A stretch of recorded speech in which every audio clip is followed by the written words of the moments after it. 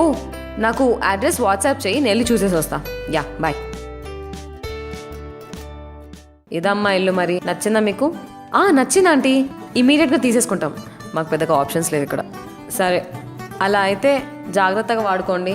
First ఫ్యామిలీకే ఇద్దాం అంటున్నాం, కానీ ఇప్పుడు మీరు పద్ధతైన అమ్మాయిలాగా ఉన్నారు కాబట్టి మీకు ఇస్తున్నాం. గోడలకి ఏం అంటించొద్దు, మేకులు కొట్టొద్దు. సరేనా? ఓకే. మేము మంత్లీ వన్స్ ఒకసారి వస్తాము చెకింగ్కి. చెకింగ్ అని కాదు, మీరు బాగున్నారో లేదో వచ్చి చూడాలి మేము కూడా, అందుకని అంతే. మీ సేఫ్టీ కోసమే. మీకు అగ్రిమెంట్ రాసుకోవాలంటే రాసుకుందాము, లేదంటే ఓకే. రాత్రిపూట 10 గంటల గేట్లు మూసేస్తాం. సో కొంచెం ముందే రావడానికి ట్రై చేయండి. పక్కింటి వాళ్ళ నుంచి నాకు ఒక మాట రావద్దు, అది కూడా మీ సేఫ్టీకే. మ్యూజిక్ అవన్నీ లౌడ్గా పెట్టద్దండి, ఓకేనా? ఫ్రెండ్స్ ఉండొచ్చు, కానీ ఫ్రెండ్స్ అమ్మాయిలు అయితే బెటర్, అబ్బాయిలు అయితే రానివ్వకండి. మీ సేఫ్టీకి అదంతా నాకు సంగతి. తర్వాత మీరు ఇంటి నుంచి వెళ్ళేటప్పుడు కొంచెం ఫ్యాన్లు లైట్లు అన్ని ఆఫ్ చేయండి. ఎలక్ట్రిసిటీ వేస్ట్ చేయకండి. వాటర్ కూడా కొంచెం చూసి వాడుకోండి. చాలా మంది ఉన్నారు కదా, అందరూ వాడుకోవాలి కదా, ఓకేనా? తాళం ఒకటి మీకు ఇస్తాను, ఒకటి నేను ఉంచుకుంటాను. నేను ఎందుకు ఉంచుకుంటున్నానంటే అది కూడా మీ సేఫ్టీ కోసమే, సరేనా? Okay aunty, right. సరే అమ్మ, మంచిగా ఉండండి, ఓకేనా? నాకు మీ పేర్లు, ఆధార్ కార్డులు అవన్నీ వాట్సాప్ చేసేసేయండి, ఓకే? ఎంతమంది ఉంటారమ్మా? ఇద్దరే కదా, ఇద్దరు అమ్మాయిలే కదా? ఇన్ని చెప్తున్నానంటే ఎందుకో కాదమ్మా, మీ సేఫ్టీ కోసమే.